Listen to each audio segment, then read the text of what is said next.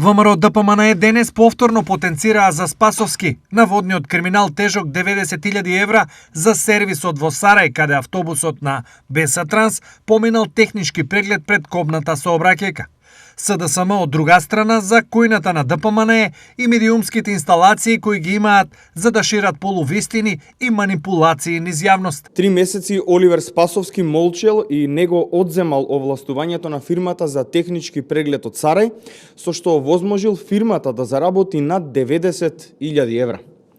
Спасовски како министер во Министерството за внатрешни работи имал добиено официјален извештај со констатирани неправилности, тој молчел и него одземал овластувањето, со што директно ја злоупотребил службената положба. Инаку на истиот тој технички центар поминал технички преглед и автобусот на Бесатранс, кој се запали во Бугарија и наши 45 сограѓани загинаа. На јавноста многу сликовито ќе и покажеме како работат кујните на ДПМН за лаги, за лажни вести и манипулации.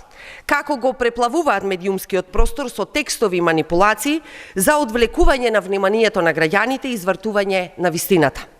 Секогаш кога се фатени во криминал, кога се фатени во скандали и предавства, како ова со договорните мигранти за пари, тогаш се вклучуваат кујните на ВМРО ДПМН. Над 70 различни објави со напад на СДСМ, председателот Филипче, и за дефокусирање и сето тоа во еден ден. Или сликовито тоа вака изгледа.